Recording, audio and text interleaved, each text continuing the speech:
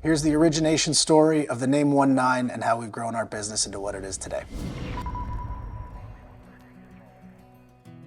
Because that's actually something I get a lot of is, what's your background? How does a special operations officer, assaulter, pivot into venture capital? What did you do to qualify yourself for finance and entrepreneurship? The easy answer is, nothing formal, but kind of everything along the way. And so the origin story of my investing business, and in particular the name ONE9, is a question I get a lot. What is ONE9? Where does the name of the business come from? I've always been an investor. From a young age, my grandfather would literally sit me on his knee, and rather than take me fishing or do something cool granddad stuff, he would make me read stock charts. He was like the quintessential old school entrepreneur, family business guy, sort of like one of the OG value investors, very sort of Warren Buffett-ish in terms of his mentality, but he's not Warren Buffett. And so I got smart with investing money. And it went to Afghanistan very early on with the post 9/11 global war on terror. And in about 2004, the government of Canada started making our deployed money tax-free.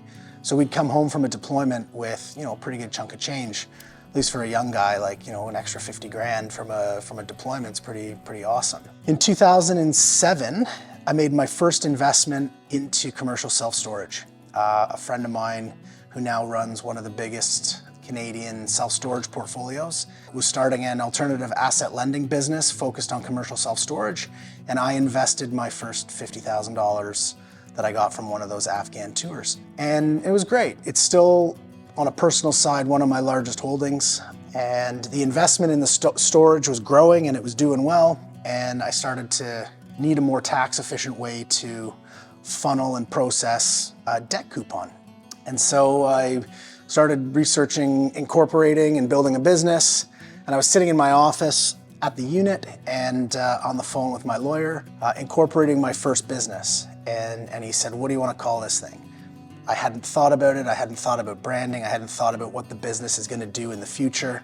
And I said, I don't know. And he said, "Okay, I'll give you it'll just be a numbered company, an Ontario registered numbered company." And again, sort of in my naivety, I said, "Can I pick the number?" And he's like, fuck, I don't care. He's like, "Pick whatever number you want." I was sitting and my helmet was on my sort of my where I stored my gear in my office. I said, "Well, can I call it ONE9?" Because I looked and I saw my helmet flash, and we would have our radio call signs on our helmets. And he said, "Yeah, okay, it's ONE9." And it was an investment business, and so I said, "Let's call it ONE9 Investments."